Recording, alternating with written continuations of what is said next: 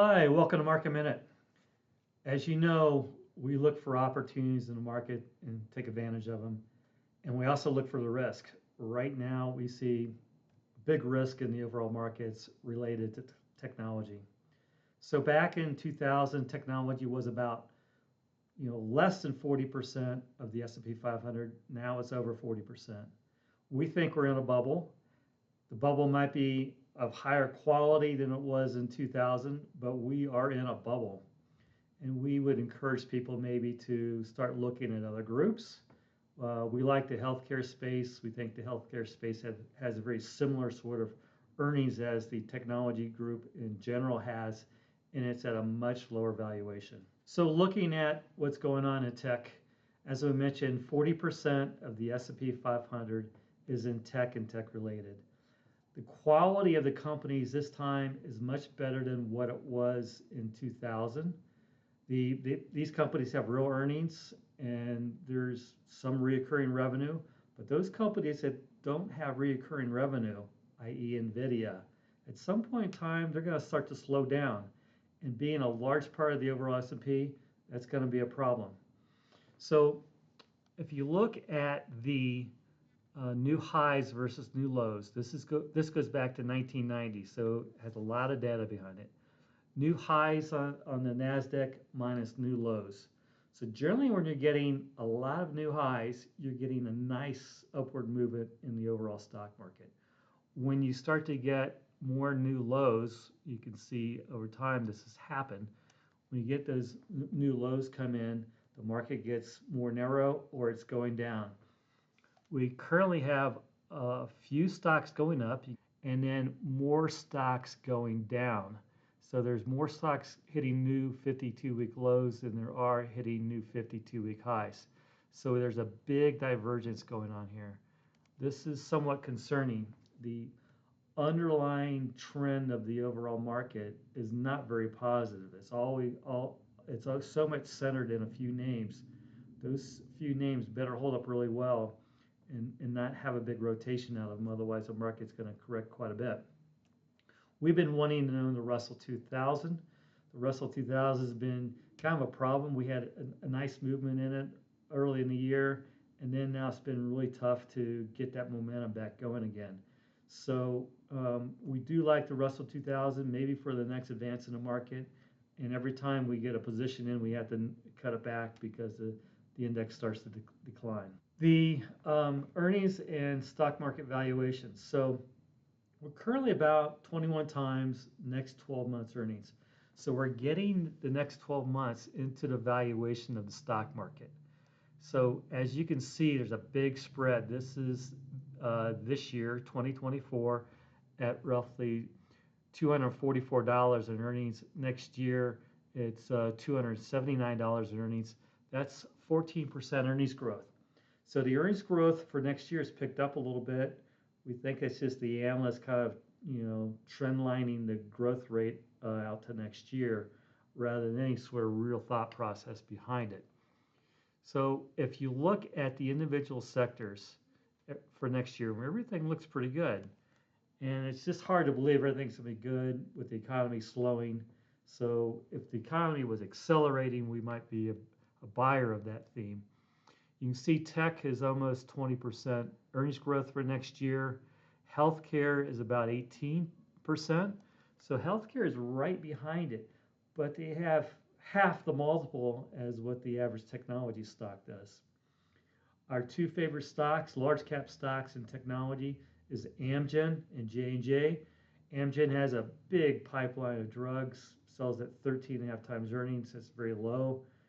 Again, the market multiple is 21. They're at 13. J&J is about the same multiple.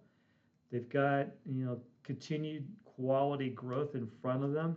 We like J&J a lot. They do have the talc litigation issues still out there.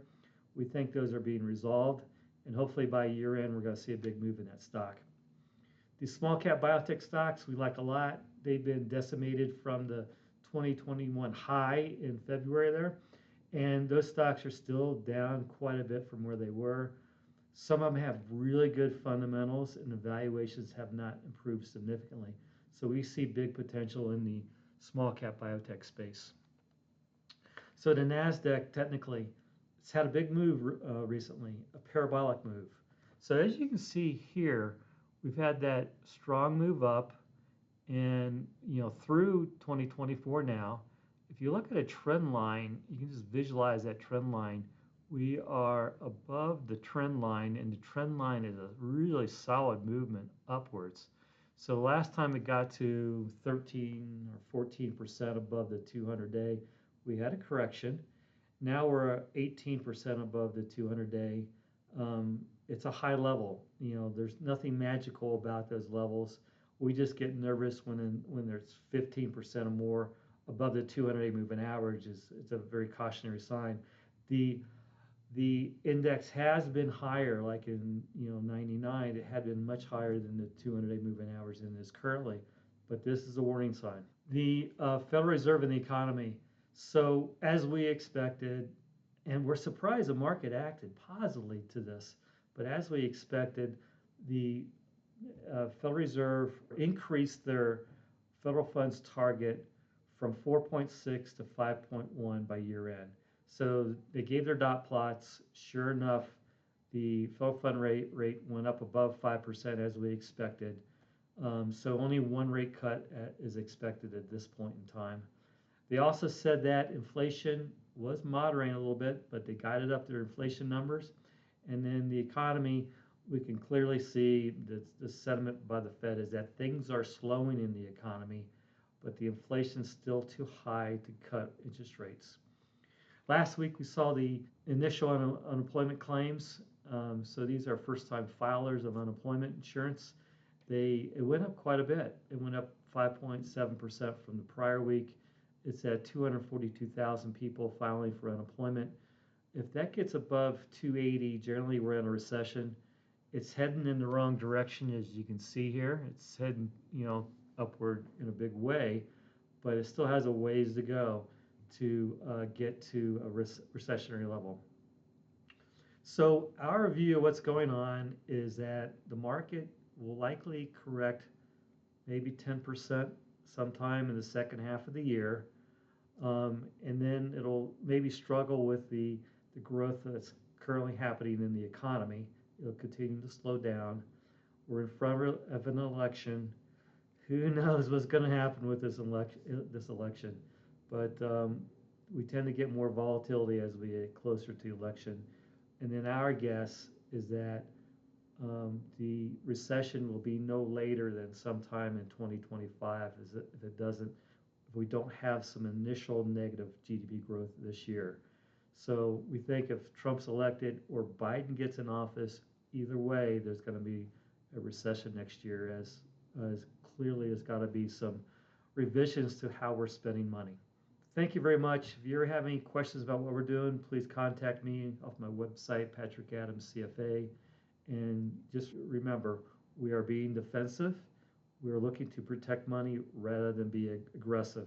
So this is the time you want to be defensive if you're going to be defensive, and you get aggressive after the market's corrected quite a bit. And the fundamentals maybe are better. Thank you. Take care.